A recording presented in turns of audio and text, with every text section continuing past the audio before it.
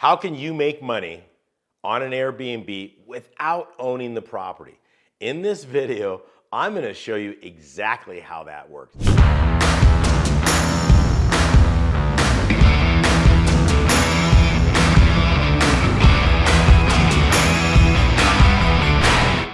You can make a lot of money doing this, but you need to know what you're doing. The whole world of Airbnb, VRBO, short-term rental, whatever you want to call it, is profitable. You just need to know what you're doing.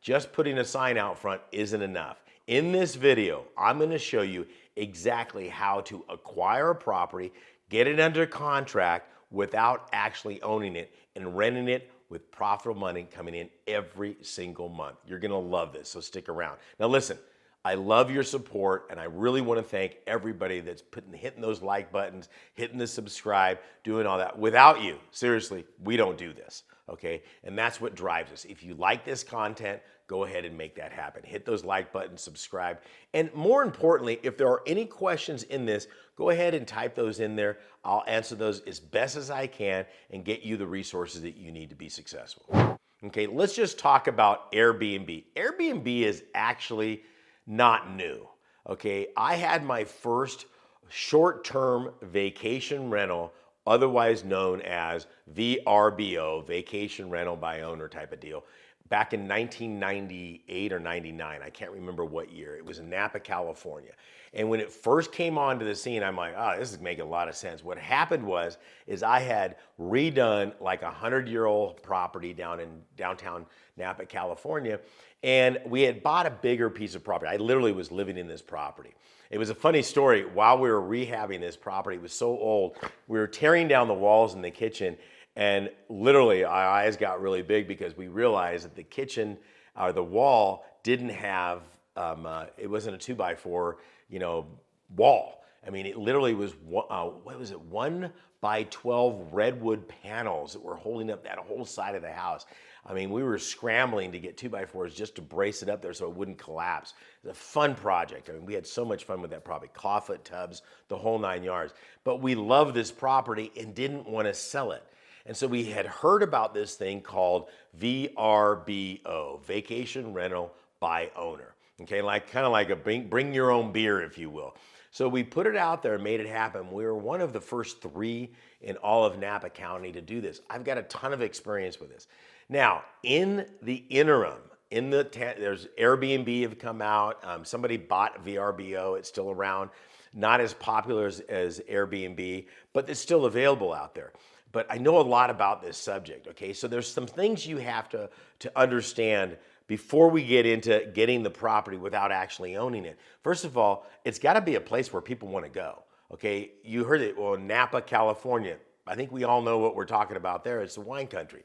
So of course a lot of people are going to want to come there. And at the time, there was no place to stay. So the hotels, those things were going for like $280 a night. They spruce them up and paint some wine grapes or whatever on the side of the building and call it a spa or whatever. It was ridiculous. And so it was really easy for us to immediately get people into that property. But we learned so much, and I think people have gotten lazy in this industry. Let me talk about a couple of things you need to know before you get into this. The area has to have demand. It's not difficult to find out how many people particularly visit an area. For instance, let's take Joshua Tree. I have Airbnbs down in Joshua Tree. Okay, I know for a fact, just like Napa, Joshua Tree is very small. It's a small area. There's not a lot of hotels. It's similar to Napa, the whole 9 yards. But here's the thing. If you look at Joshua Tree from a distance, if you weren't looking at Airbnb and you go, well, who would live here? Well, wait a second. I don't know that I would live here, but I want to come visit here because there's a national park. It's really simple. I go on to the National Parks website and it tells me how many people visit. So I can do math. I think it's like 3.2 million if I remember. 3.2 million people a year go to Joshua Tree, okay? Now I've got traffic, so I've got a desire. People want to go there. It can't be a seasonal type of thing. It can be, but man, you better be willing to have to charge exorbitant rates. And now you've got a store that sells Christmas ornaments. You only get people once a year type of a deal. I want something that's got a steady flow. So that market has got to have a steady flow of tourism or the reason people. Maybe there's I don't know, Clemson Tide is there. So you've got the football team that people want to go. There's a university, so you can even have short-term rental. Something that drives people to come in and out of that particular area. It could be as simple as there is a company there and there's going to be short-term corporate rental. These are all things that I have done in the past. So that's number one. Okay, you need to look at the traffic. Is it available? Number two, this is very important. You need to look at the local laws. Do they allow Airbnbs? And again, I want to dispel some myths in here. It's not that the county doesn't like Airbnbs. They just don't like these crappy Airbnbs. A perfect example is, again, down in Joshua Tree. Everybody's, oh, Sean, they're limiting Airbnbs. And so I've got relationships. You've heard me talk about that in other videos at the county. And I said, hey, what's this here about you guys eliminating? They go, oh, no, not yours. Okay, let me explain. Somebody put a tent on a lot and called it an Airbnb. Ah, okay. They said, so now we had to develop a process. Look, anytime there's regulations or red tape, it's because some moron went out there and did some kind of a thing thinking that it was cool. And then the county goes, I guess we got to tell them that you can't do that type of a deal. So it's kind of an obstacle for knuckle brains that you don't want in the industry anywhere. Anyways, so one thing you want to do is find out what's the process, what's the procedure. The other thing along that same vein is, what's the attitude of the county? Do they actually want these things? Are they thinking about, is there legislation going? Because sometimes it's not even the county, it might be the neighborhood which says we don't allow them in here because we don't want people coming and going. We want a neighborhood, we want community, and what have you. Again, I'm not gonna get into the politics of that because I don't quite get that. It brings up values, but that's okay. You've got to know that going in, because I don't really care what the local atmosphere is. What I want to know is if I put an Airbnb in there and I'm basing my profitability on that, is it going to make a lot of sense? Okay, those are the factors. All of those work, it makes sense. So how do I get a property? There's so much opportunity out there right now.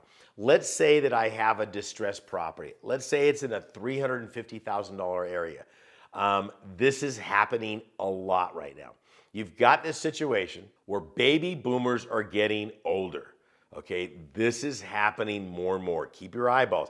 This is the trend. I mean, think about this. Baby boomers are the one that drove the minivan market. Lee Iacocca, back in the late 70s, early 80s, came up with that minivan. It exploded because all the baby boomers were having kids, like me, okay, and they needed ways to get them around. Okay, so bottom line is this. These baby boomers are now getting older, they're passing, and so the kids are going, okay, we've got this property. I got 8 last year, okay, where the property owners are deceased and the kids are like, I don't know what to do with this property. It's got 8-foot ceilings, popcorn, spray on it, we don't know what to do with the property. So you go and say, hey, let's make a deal on it. I'll go ahead and do a lease option on the property. I'll do an owner finance on the property. I'll take over an existing mortgage on the property. I'll do a wrap loan on that. There's a number of different things you can do. Negotiate with them over there. We'll pay you some money. Maybe even offer them a little higher on the interest rate so you don't have to go through the process of a regular bank. That would be my first option. The second thing you need to look at is private lending. And I'm not talking about back alley money, hard money. I don't do that, okay? There is a very sophisticated private sector out there since the debacle in 2009 when things collapsed. There's private money out there where the property is gonna be the thing qualified. Now, before you start waving your flag going, oh, I'm gonna do an Airbnb and make all this money, be cautious. Some of these private lenders don't wanna lend to that unless you have what?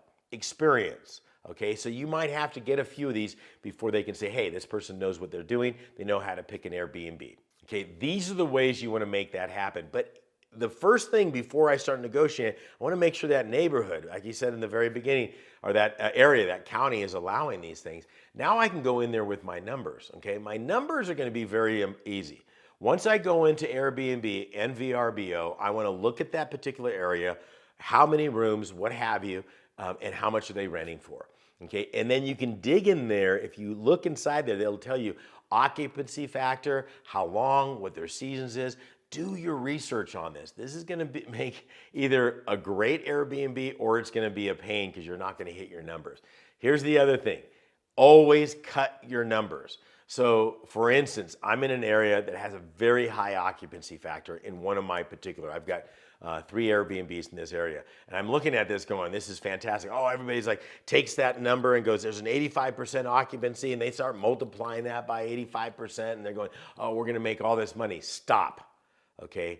Things go wrong all the time. So take that number and knock it down by 30 to 40%. You heard me, okay? That way you're basing your numbers off of probability, not pie in the sky, everything's rosy, it's sunny and 70 with no wind, okay?